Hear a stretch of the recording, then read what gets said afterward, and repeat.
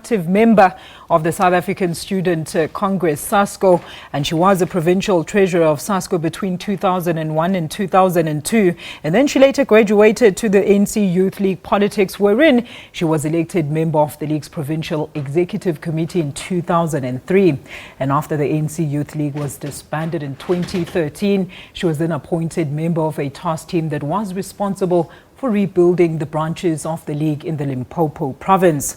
After the 2014 general elections, Moloi was then elected as member of the Limpopo Legislature until 14 September 2016, when Premier Stanley Mathabatha appointed her as MEC for Sport, Arts and Culture. Well, she's recently celebrated 100 days in office, and she's here to tell us about some of the great projects that her office has embarked upon. Let me say a very good morning. What a pleasure. Good morning, and good morning to the viewers at home. Well, congratulations firstly on your 100 days. Do tell us, was politics always your passion?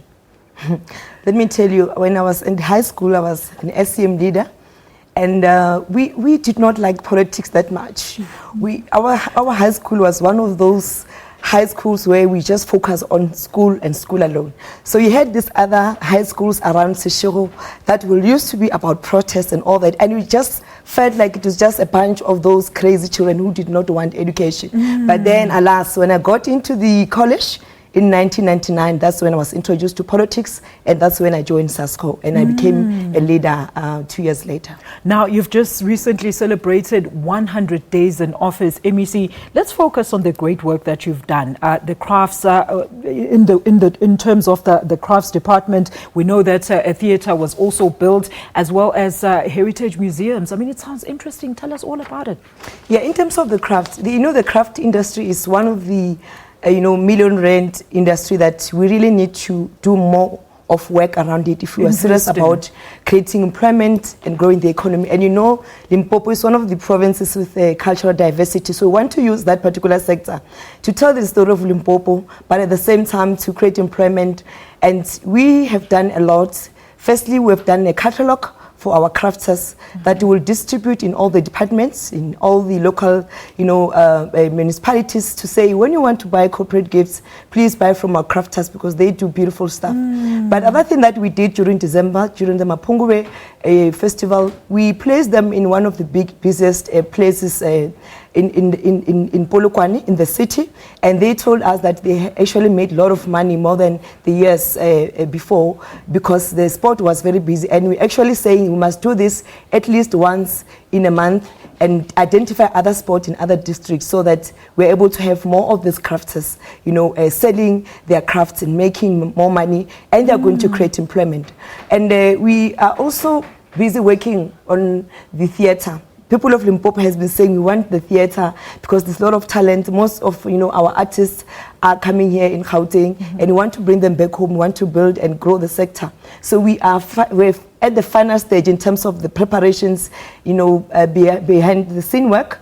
In terms of the theatre, we're going to start to build the theatre in earnest in the next 2-3 months. We'll invite you, of course, to the sword turning that we'll do between the department and the Polokwane municipality. And from there, work will be done. It will be done in 2 years in phases. But we believe that we're going to have one of the state-of-the-art theatre that will talk about Limpopo and our contribution in the liberation of this country. And lastly, what we want to do in terms of the heritage and the museums, Limpopo has contributed a lot to liberate, the people of South Africa. We've got a lot of heroines in our country that we are not really celebrating. And at the same time, we've got a lot of cultural diversity. The Tsongas, the vendors, Bapedi, Balobedu, Batokwa. We've got the Indians, we've got the colors, the Afrikaners. So we're saying that we want to have the museums that will tell the story of Limpopo and all our diversity. Culture, You know that Limpopo has also fought a lot of wars of resistance, from the Sebata Khomu to the Fort Reker. And we are saying that we want that when people read about Limpopo, they need to be able to know exactly our contribution. Of course, I can go on and talk about the Mapungube, Kingdom of Mapungube. That is the first, kingdom in the Southern Africa that has done a lot. That is saying that Africa was civilized even before the so-called civilization came. And this is some of the things that we say we need to tell the story of Limpopo. The world must know that Limpopo is the best of the best. and we've done a lot since time immemorial. Yeah, MEC, look, you were talking earlier about some of the challenges that are inherent in the Limpopo province. We know that the students, they were suffering a lot last year. And I mean, it is January. Students are going back to school. How important is a proactive sports, art and culture department in assisting those children, you know, to move in a direction to better their lives and themselves? One thing that I know, and it has been proven by research, is that sport plays an important role in education. Yeah. When you are a sport person, you become competitive in nature. You don't want, you know, to be beaten.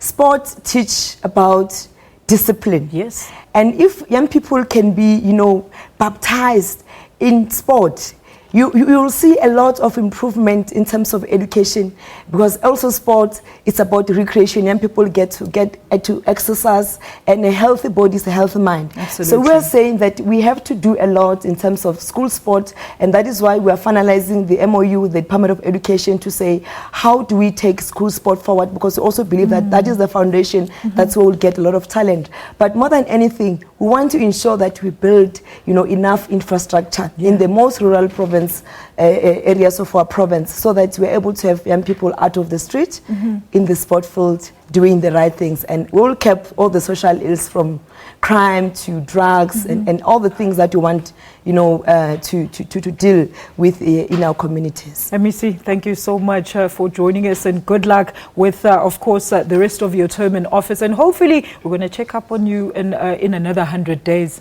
All right. Thank you so much. That was MEC for Sport, Arts and Culture for the Limpopo province, Onicca Moloi, and she was talking to us about some of the great things that she has done, or her office has done, in 100 days of office.